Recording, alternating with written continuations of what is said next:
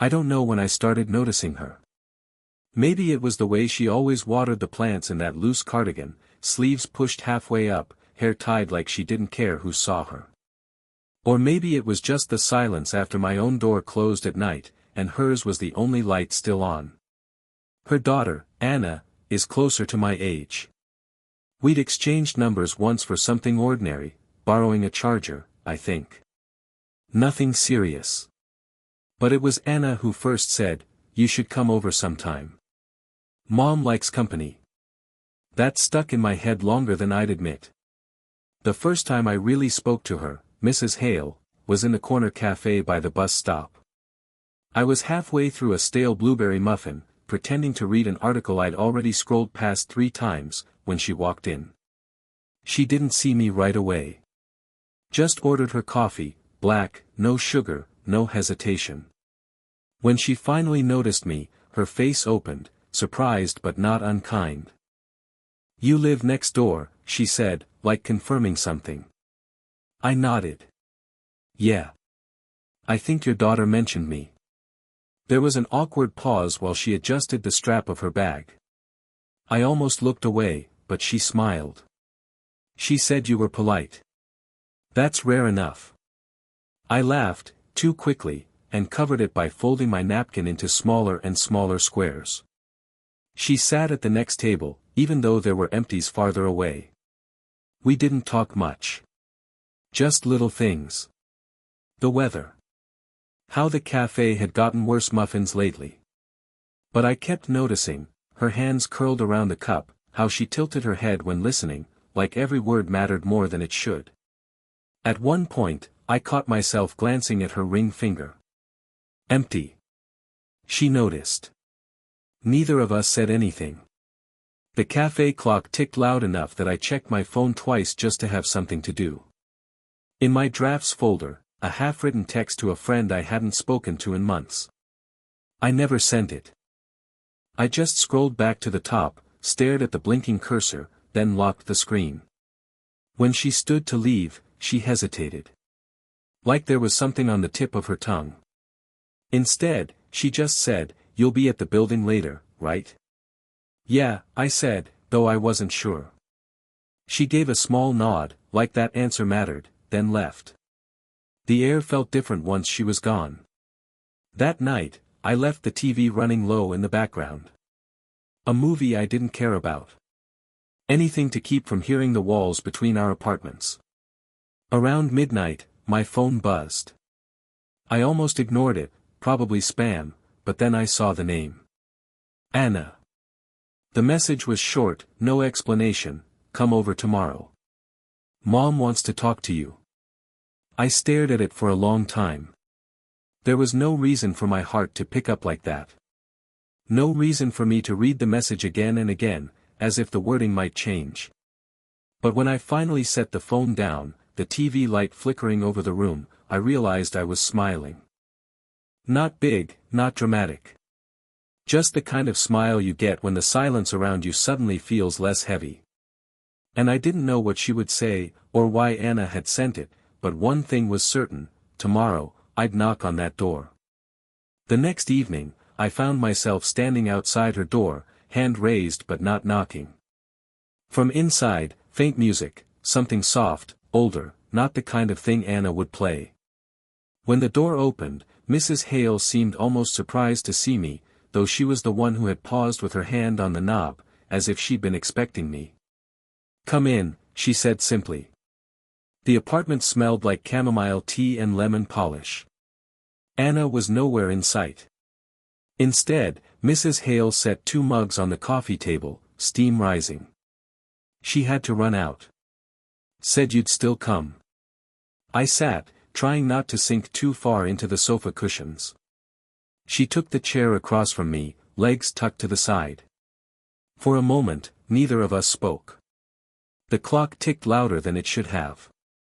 Finally, she lifted her mug. "I don't usually do this." "Do what?" "Have neighbors over." "Not since," she stopped herself, then shook her head with a small smile. "Never mind." The silence pressed in. I found myself fiddling with the edge of the coaster. I don't usually go anywhere, I admitted. Most nights it's just me. Pretending the TV is company. Her eyes flicked to mine, softening. She laughed once, dry and low. You sound like me. She told me, in fragments, about her divorce. How Anna had been young when it happened, how she learned to fill silence with chores and lists. I listened, unsure if I was supposed to respond. People think you get used to being alone, she said, staring at her mug. You don't. You just learn how to look like you are. I didn't answer. I just nodded, because it sounded too close to something I'd never said out loud. And that's when it hit me, why this was dangerous. I wasn't supposed to be here, listening to the private thoughts of someone twice my age. Anna's mother. My neighbor. Someone whose kindness already felt heavier than it should. Still, I didn't move. At one point, she leaned forward, reaching across the coffee table to refill my tea from a small thermos. Her hand brushed mine, not intentionally, just enough to notice. Neither of us pulled away quickly. Something tightened in my chest. I pictured what it would look like if someone walked in right now. Anna. A neighbor. Anyone. The thought made my throat dry, but I didn't move my hand until she did. We sat in that silence again. This time it wasn't empty, it was full, heavy, like there were 100 words we weren't saying. She finally looked at me, her expression unreadable. Funny, she said. I don't even know what your favorite drink is, and here you are, drinking mine. I managed a smile. It's probably this one now. Her laugh was small but real, and she let her gaze linger a beat too long. I don't know why that moment stayed with me, maybe because it felt like someone finally saw me. It became routine, almost.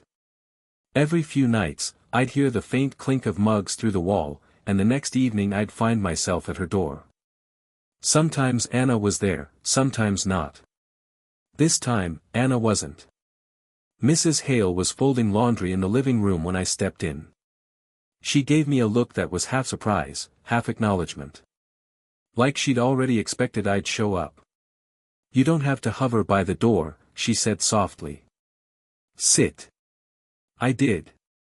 Watching her fold. The way she smoothed each shirt before stacking it. Careful, practiced hands. You always do that? I asked. What? Fold things so, perfectly. She paused, then laughed under her breath. Habit.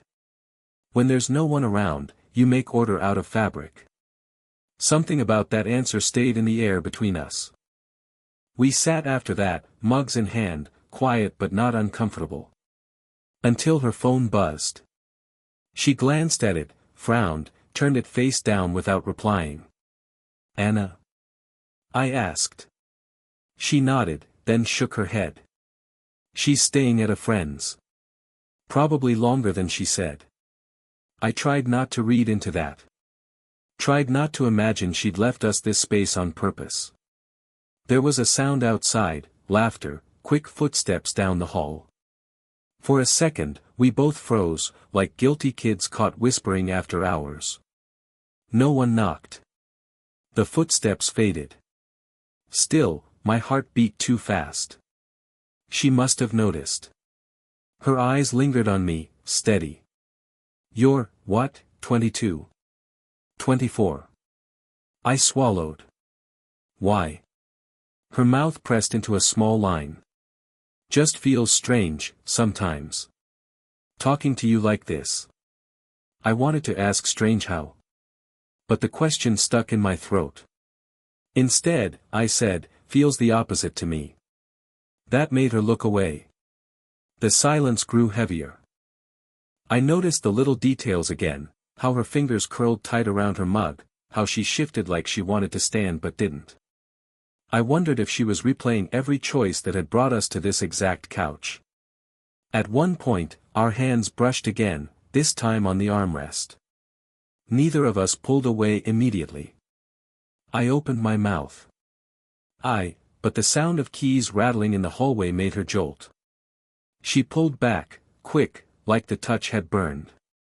We both sat straighter, waiting. The keys passed. A door closed down the hall. Her shoulders dropped, but she didn't meet my eyes. I set my mug down carefully, the ceramic too loud against the table. "You don't have to," she started, then stopped.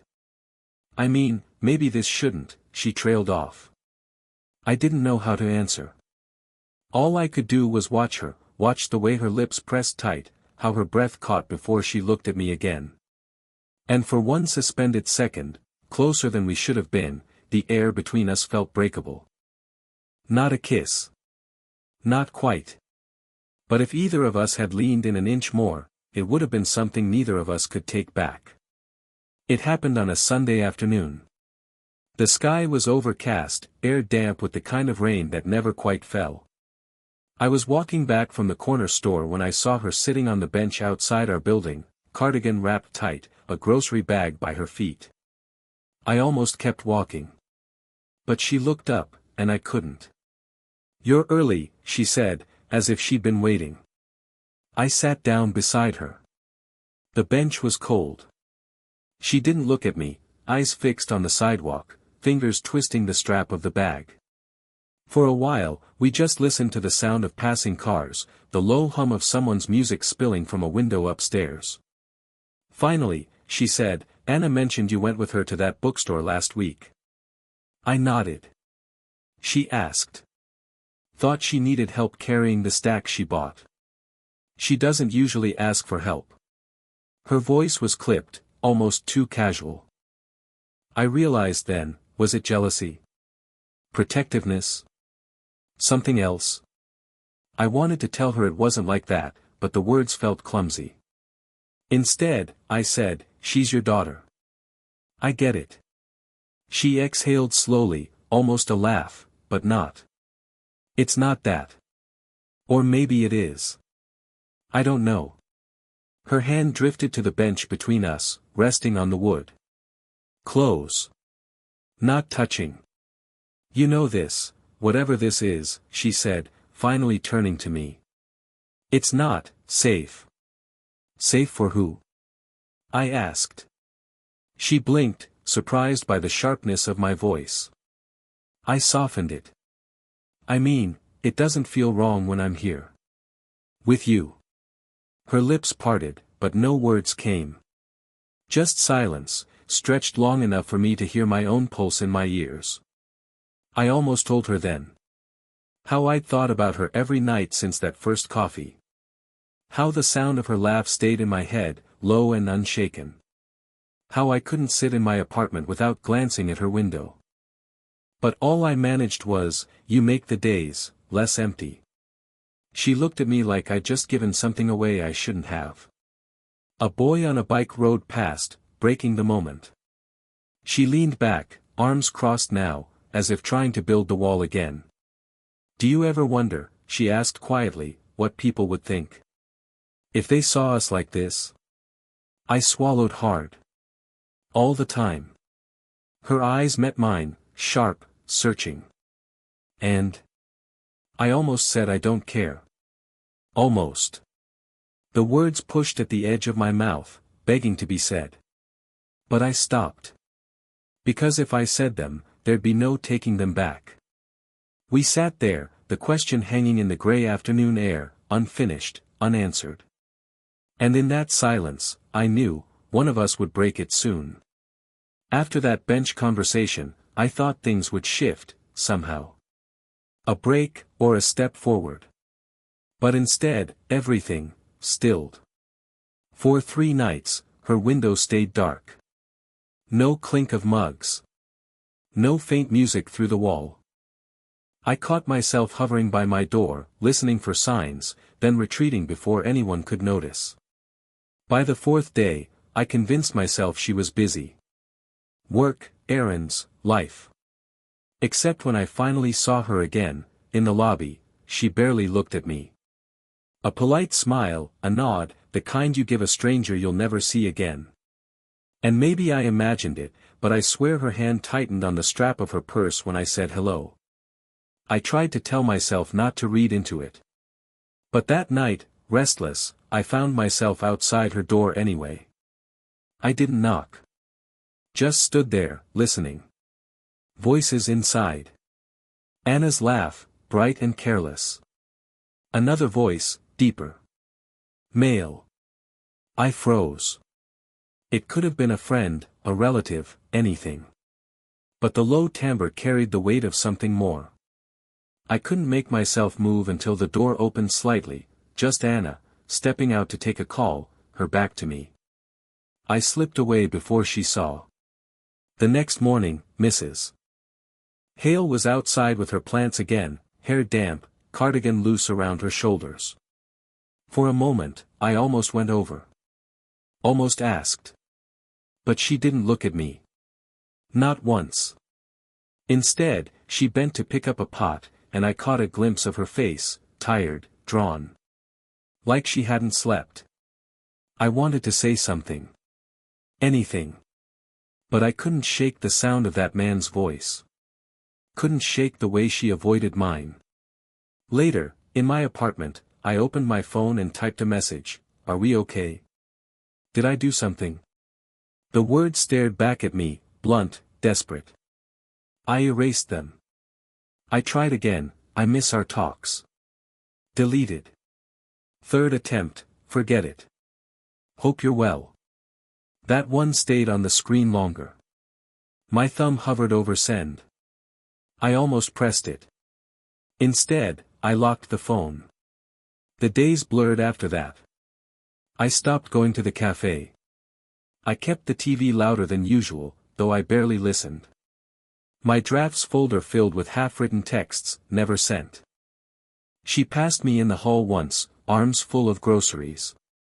She smiled politely, but it didn't reach her eyes. I stepped aside, letting her go by, the moment over before it began. And for the first time, I didn't follow. Didn't try. I didn't feel heartbroken. I felt paused. Like life forgot to finish the sentence. And in the silence that followed, I wasn't sure if I wanted to write the rest, or let it end here. It was raining the night it broke. Not a storm, just the kind of steady rain that makes the world smaller, softer. I came home late, damp, carrying a bag of takeout. She was at her door, fumbling with keys, cardigan dark with rain at the shoulders. When she saw me, she froze. Not avoidance this time, just hesitation. I should have gone inside.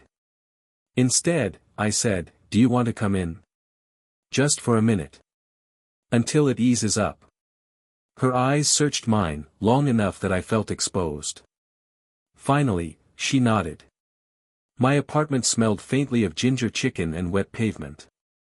She slipped off her shoes, dropped her bag by the door, stood there as if she wasn't sure what to do with her hands. I busied myself with plates, chopsticks. I got too much food. "You always do?" she asked lightly. Her tone was soft, but her eyes weren't. They carried weeks of silence, of unasked questions. We sat at the table, steam rising between us. Neither of us touched the food right away. The rain filled the pause. Finally, she said, "That night, the bench. I shouldn't have let it go that far."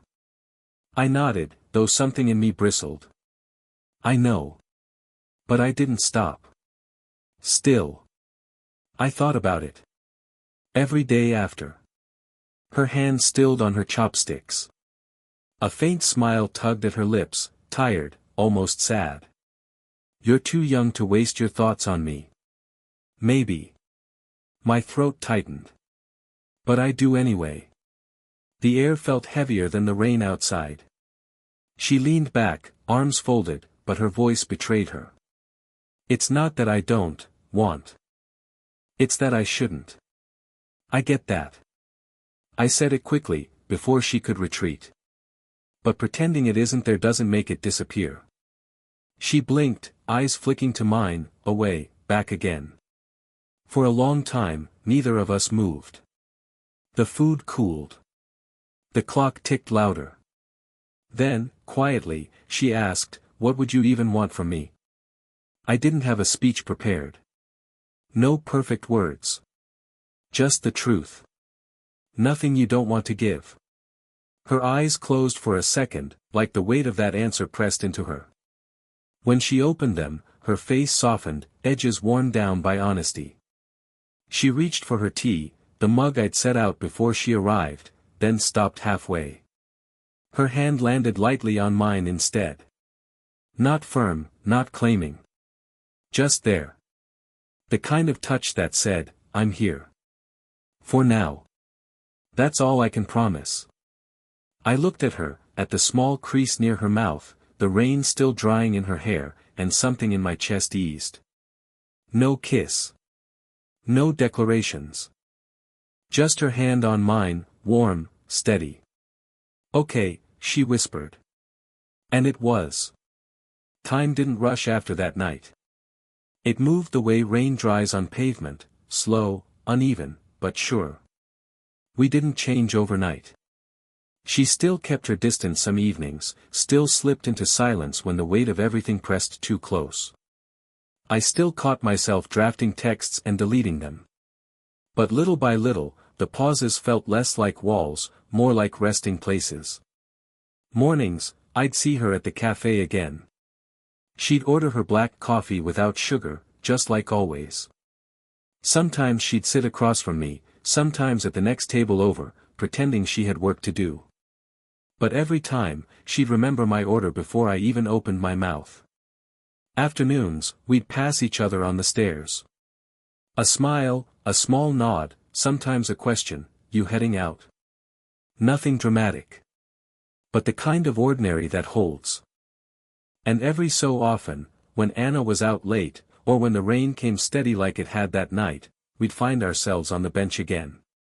Sitting close enough that our shoulders brushed, far enough that we could still pretend it was coincidence. We didn't name it. We didn't have to. One evening, months later, I found her on the same bench where everything had started. She handed me a thermos. Chamomile, of course. I took a sip, too hot, and she laughed, quiet, almost the same as the first time I made her laugh in the café. "You still haven't learned patience," she said. "And you still fold napkins too neatly," I replied, flicking at the one she had in her lap. She shook her head, smiling. "Some things don't change." But her hand slipped into mine then, unannounced, and stayed there.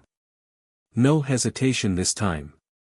The bench felt different with her hand in mine, less like a place to wait, more like a place to stay. I thought about all the moments in between, the almosts, the silences, the messages never sent. And how somehow, through all of that, we'd arrived here. Not in a grand way. Just in a way that felt lived in. She leaned her head against my shoulder. The clock on my phone read 8:47 p.m., funny, how exact times burn into memory when you don't mean for them to. "I guess we made it," I murmured. She didn't answer, not in words. Just tightened her fingers around mine, as if to say, "This is enough." And it was. I don't know if we'd call it love, not the way people write about it. But the days were lighter now. The silences were warmer. Life wasn't perfect, but it didn't need to be. It was ours. Sparkles, did this story stay with you? What kind of quiet, real love stories do you want to hear next?